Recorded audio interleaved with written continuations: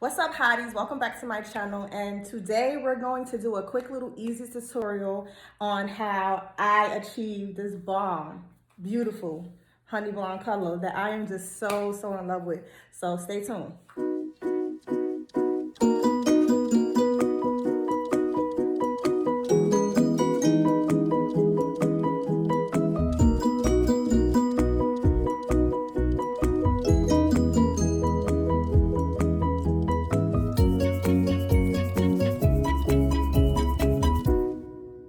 So today I just wanted to come to you guys with a really quick, easy tutorial on how I achieved this honey bomb blonde color. Yes, I love it. I'm obsessed.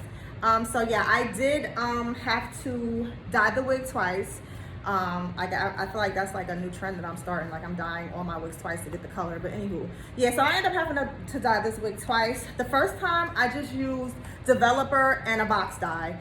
The second time the color came out good, but it was more like of a reddish, and I was like going for a honey blonde.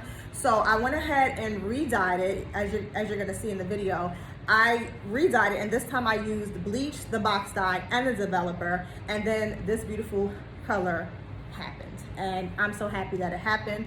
I can say, like, shout out to Toyyyy brand, because this is where I got the wig from Toyyyy brand, and I can honestly say, like, I was afraid that I was gonna mess this wig up after dyeing it once and then bleaching it another time. Like, so shout out to Toyyyy brand, because she has good quality hair, because this wig been through it, and you wouldn't even be able to tell, because it has so much bounce, so much body, so much life. It's just like, yes. So this is one of my wigs that I feel like I'm gonna be keeping for a while, and I might have to name her.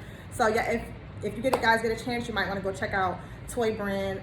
She has some good wigs for some decent prices. You might want to go check them out. But yes, so let's get into this quick, easy tutorial for my beginners like myself who don't know how to dye hair, and you're gonna learn today how to get this bomb honey blonde color.